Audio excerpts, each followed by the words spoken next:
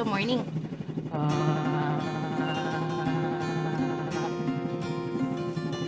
Sophia, do it. Good job.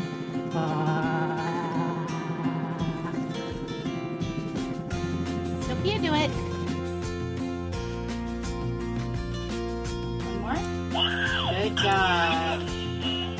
Good work. Are you feeling good? Where's Olivia? Where's Olivia?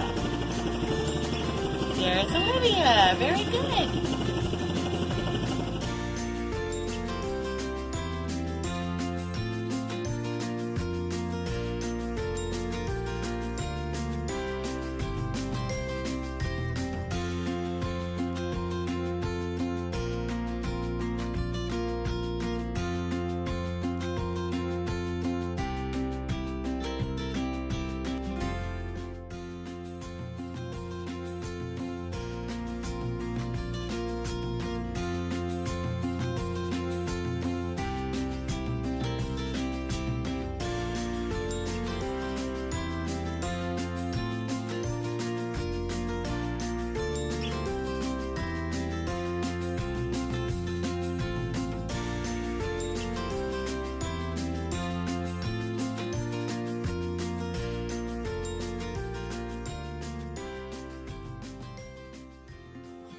Sophia has, speaking of the hand, she has things that no other Aicardi girls tend to have. So in the Aicardi owner's manual, if you will, it says that they can have some hand malformations, but this is pretty extreme. So a lot of the other girls at the conference maybe had just a fist that wouldn't open or one finger that was kind of clawed. So she kind of hit the jackpot on all the things that can occur with Aicardi, which is partly why I think it was hard for them to come to a diagnosis, oddly enough, right? So they've got 3,000 girls worldwide to study in a given time, roughly that amount. But to finally find someone, or to find someone that has kind of everything that was possible, I think was actually confusing to them. Because they said, well, we don't tend to see that, we don't tend to see that, we don't tend to see that. This particular look to the hand is often associated with an amniotic band syndrome, where when they're growing in the womb, a fiber of the amniotic fluid wraps around the developing limb and prevents it from growing fully. Aicardi girls also have a slightly increased rate of tumors, and Sophia did have on her left kidney a Wilms tumor, and so when she was 3 years old, she went through chemotherapy and had her left kidney removed for a Wilms tumor, and she is 6.5 years clean of cancer with a very low likelihood of reoccurrence.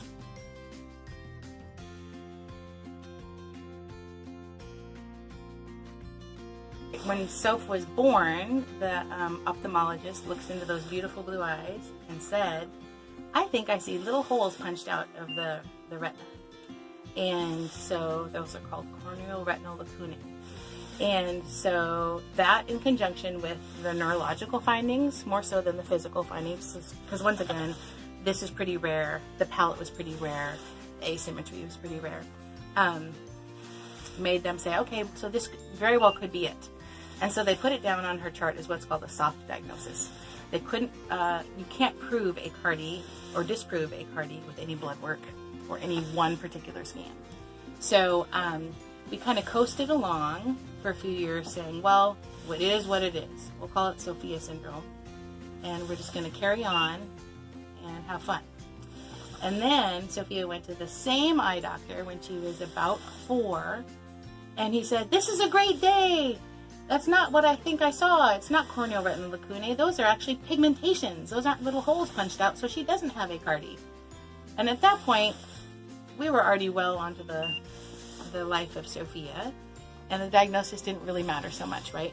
So, but it was kind of a nice check in the back of my brain, because the average lifespan, at least at the point of publication for most of the articles that I was able to read at that time, was about 7 to 8 years. So I didn't really want to have those numbers floating in my head. So when he said it probably wasn't it, I kind of said, okay, so it's not it.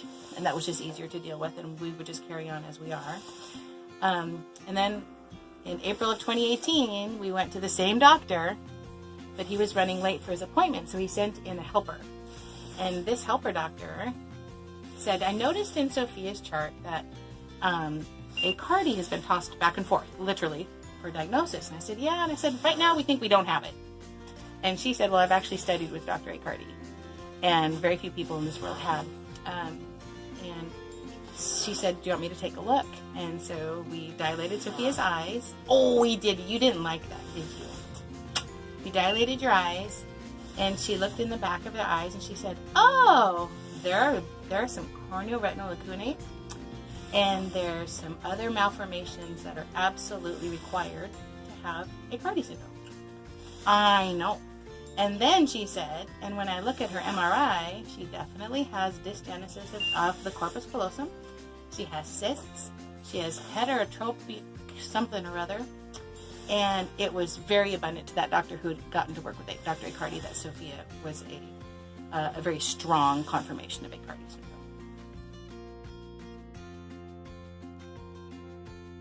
So she has a tracheostomy, so that especially in times when she's challenged or tired or sleeping, when all of our muscles relax a lot, she has that airway nice and secure.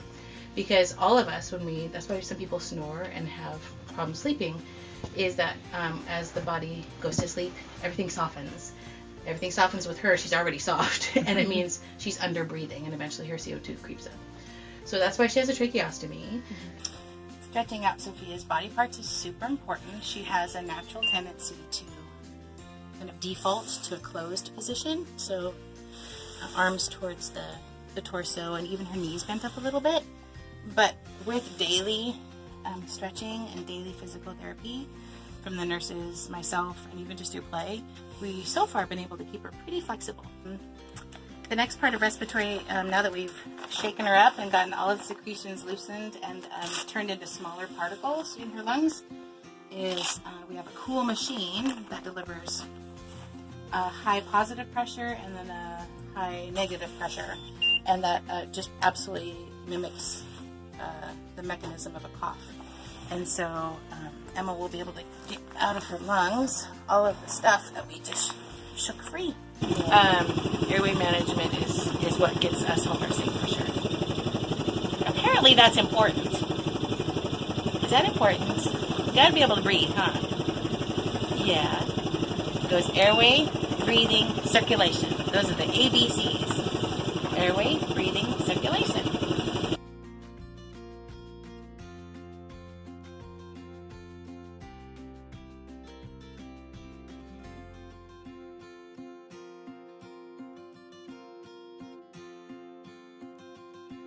We got on Facebook and looked for other Aicardi families and noticed that there was going to be an Aicardi biannual family conference.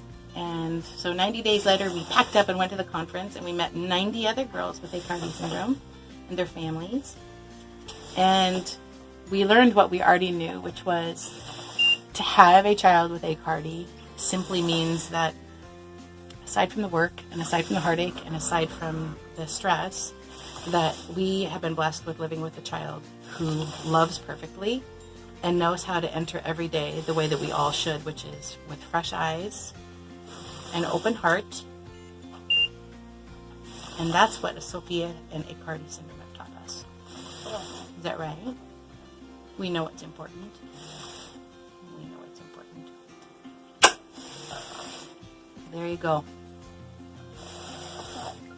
When we went to the conference, a lot of the other girls don't have don't have a tracheostomy, and they were only allowed maybe 10 hours of nursing per day for 24 hours. It was just a lot less. And some had no nursing whatsoever. And some had no.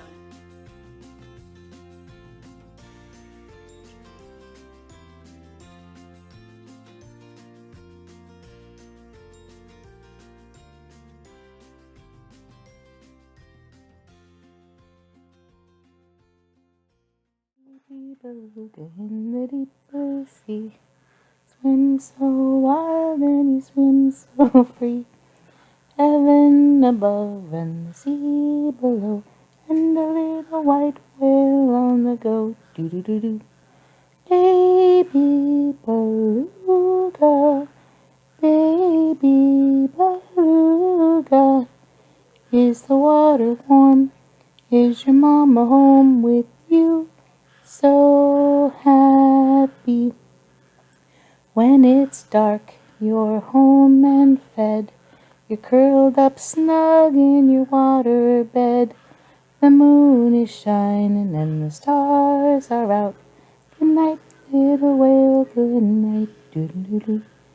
Baby beluga, baby beluga. With tomorrow's sun, another day's begun. You'll soon be waking. Doo-doo-doo-doo-doo-doo.